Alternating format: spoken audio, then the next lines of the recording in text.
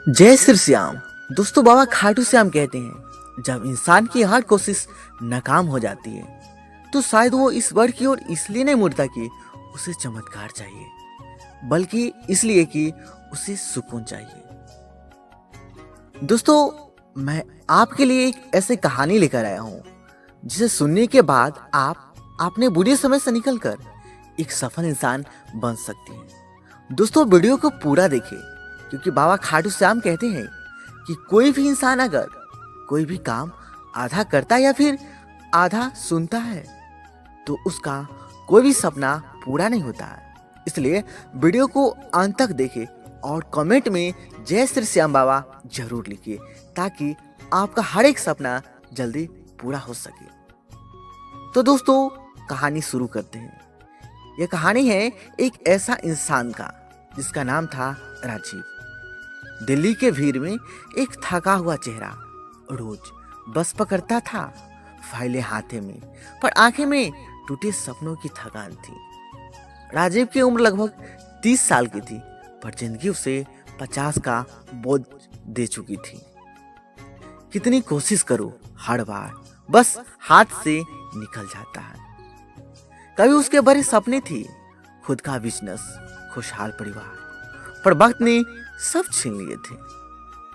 नौकरी चली गई, रिश्ते टूट गए और बचा सिर्फ अकेलापन। रातों को छत पर बैठा आसमान से पूछता, भगवान, क्या मुझे कोई गलती हो गई है? एक दिन रास्ते में पुराना दोस्त विकास मिला। चेहरे पर चमक थी, सफलता की पहचान। राजीव ने पूछा, यार, तू पहले मुझसे भी ज्यादा परेशान था, अब ये सुकून कैसे मिला? विकास मुस्कुराया, भाई, जब सब दरवाजे बंद हो जाए तो बस एक बार खाटू श्याम जी के दर चले जाना चाहिए। राजीव हल्का सा हंस पड़ा, श्याम जी, मतलब मंदिर जाकर सब ठीक हो जाएगा? विकास ने बस इतना कहा, नहीं राजीव, मंदिर जाकर नहीं, उनके भरोसे पर चलकर सब ठीक हो जाता है। दिन बीतते गया और मुसीबतें बढ़ती गई। किराया बाकी, नौकरी का कॉल नहीं, और अंदर एक सवाल, अब क्या? रात को अकेले बैठा राजीव ने मोबाइल पर खाटू श्याम का भजन चलाया। धीरे धीरे शब्द दिल को छूने लगा, श्याम तेरी कृपा से सब काम होते हैं।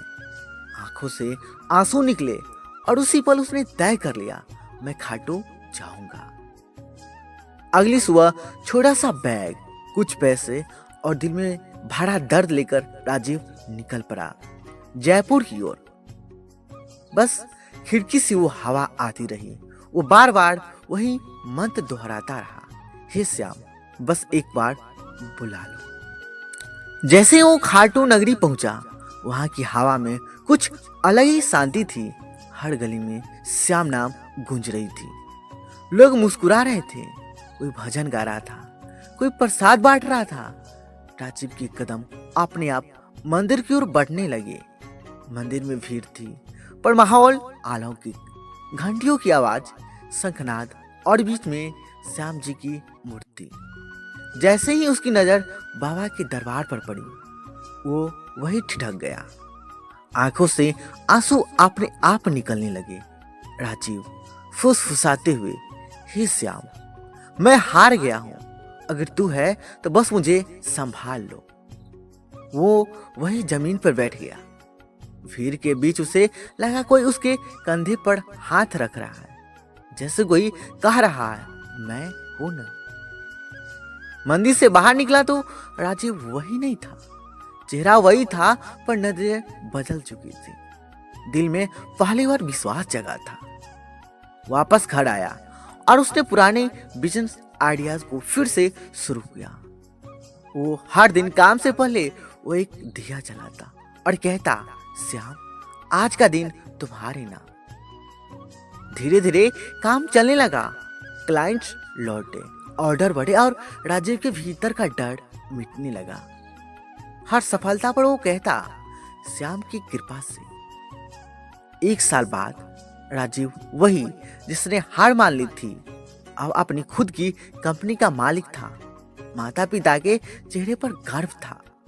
राजीव ने एक दीवार पर लिखवा दिया, जब सब रास्ते बंद हो जाए तो श्याम का दरबार हमेशा खुला रहता है। राजीव अब हर साल खाटू श्याम जाता है, लेकिन अब मांगने नहीं, धन्यवाद कहने के लिए। वो प्रसाद बांटता है और लोगों से कहता है, श्याम जी ने मेरी हालातों नहीं बदली, उन्होंने मुझे बदल दिया। कभी कभी जिंदगी तब बदलती है जब हम हार मारकर नहीं, ईश्वर के भरोसे चलना सीख लेते हैं, क्योंकि चमत्कार वही होता है जहां विश्वास होता है। दोस्तों, एक और ऐसे ही कहानी है। जिस इंसान पर कर्ज का बोझ लद जाता है, वो जीते जी मर जाता है। रात दिन मेहनत करता है कर्ज से मुक्ति पाने के लिए, उसके बावजूद भी नहीं हो पाता है। लोगों की ताने, गालियां और धमकियां सुन सुन के पागल हो जाते हैं। इस स्थिति में उन्हें समझ नहीं आता क्या करे, कैसे करे। तो दोस्तों, आप लोगों के लिए ऐसी कहानी लेकर आया हूं जिसे सुनने के बाद आप कर्ज से पूर्ण रूप से मुक्त हो जाओगे। अगर आप बाबा श्याम से सच्चे दिल से मानते हो तो कमेंट में जय श्री श्याम बाबा जरूर लिखें, क्योंकि कहते हैं कि जहां कोई नहीं सुनता वहां बाबा श्याम सुनते हैं। इसलिए तो उन्हें हारे का सहारा बाबा श्याम हमारा कहा जाता है। तो दोस्तों, अब कहानी शुरू करते हैं। राजस्थान के झुंझुनू जिले के किनारे बसा एक छोटी सी कस्बे सीकर रोड पर रहने वाला अर्जुन शर्मा अपनी माँ और छोटी बहन साक्षी के साथ रहता था। वो कभी बहुत हंसमुख, सपने देखने वाला और नई सोच का लड़का था, लेकिन पिछले 2 सालों में उसकी जिंदगी पूरी तरह से बदल गई थी। उसके पिता राजेश शर्मा एक स्कूल में शिक्षक थे। उनका अचानक बीमार पड़ना और महंगे इलाज का खर्च अर्जुन की दुनिया पर बिजली की तरह गिरा। घर की सारी पूंजी खत्म हो गई। फिर सोना गिरवी रखना पड़ा और अंत में अर्जुन को मजबूरी में 50 लाख रुपए का कर्ज लेना पड़ा। पिता तो बच नहीं पाए और अर्जुन पर छोड़ गए कर्ज, जिम्मेदारियां और टूटे हुए सपने। दिन में नौकरी, रात में पार्ट टाइम काम। फिर भी कर्ज का ब्याज इतना था कि वह हर महीने और बढ़ते जा रहा था। उसके फोन पर रोज धमकियां आती, पैसे कब देगा, अगर 10 दिन में पैसा नहीं दिया तो अच्छा नहीं होगा।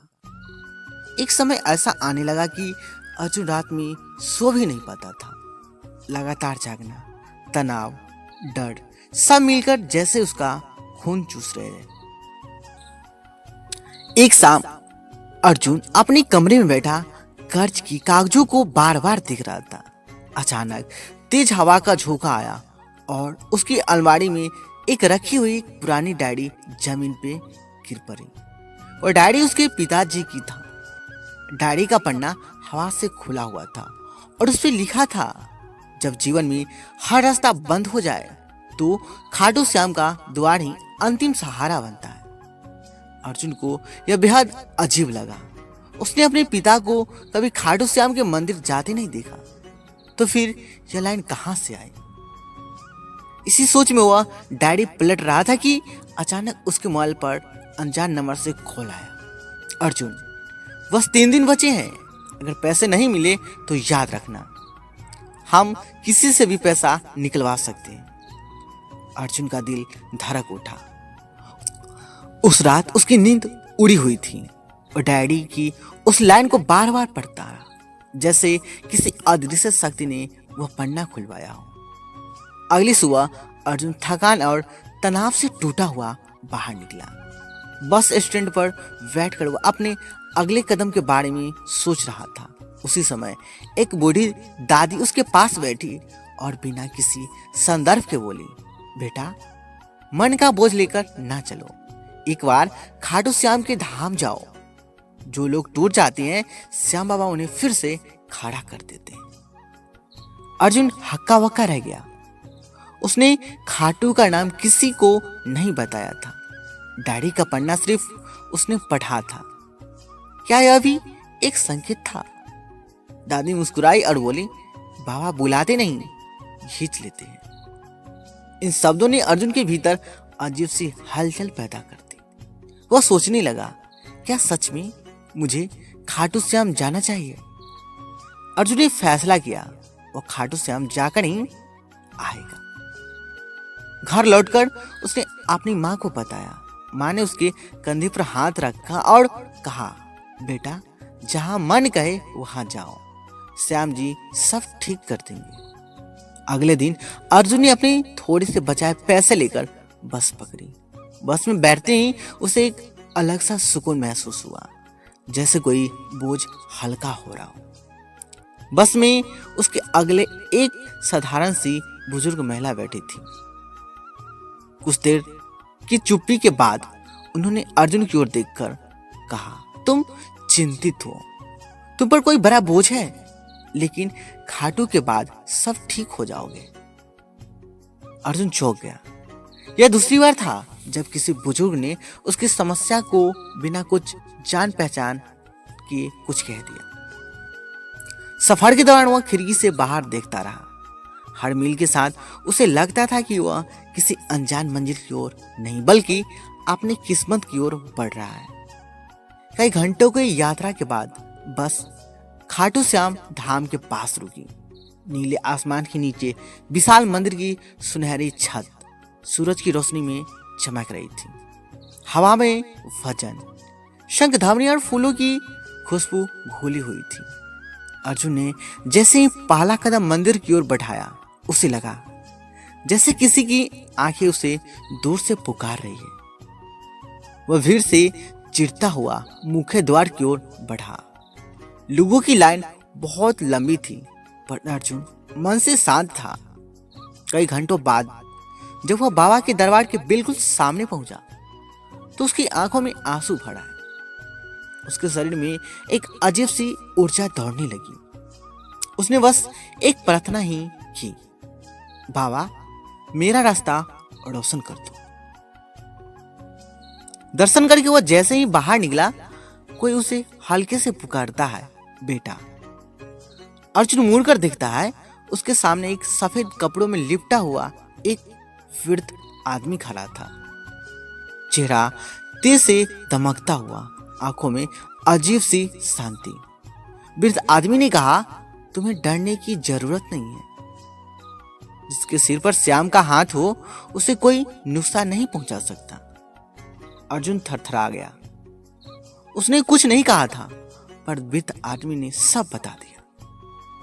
वह आगे बोले, तुम्हारा जीवन बदलने वाला है, लेकिन पहले खुद पर भरोसा सीखो। अर्जुन कुछ पूछ पाता इससे पहले ही वृद्ध लोगों की भीड़ में गायब हो गए, जैसे वह वहां कभी थे ही नहीं। अर्जुन ने पूरे मंदिर परिसर में खोजा, पर वह कहीं नहीं मिले। उसके दिल में एक गहरा रहस्य समा गया। क्या वह इंसान थे या किसी और रूप में बाबा के दर्शन?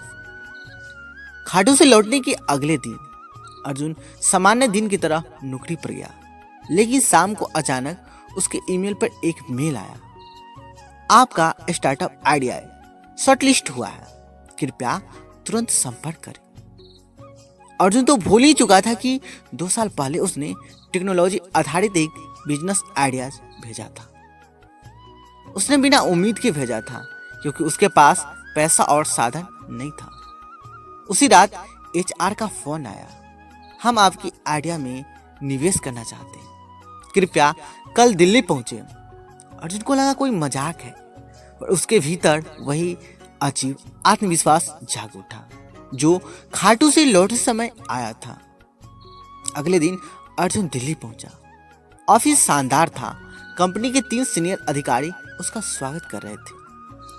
उन्होंने कॉन्फ्रेंस रूम में बैठकर कहा, हम आपके आइडियाज में 2 करोड़ रुपए निवेश करने को तैयार हैं।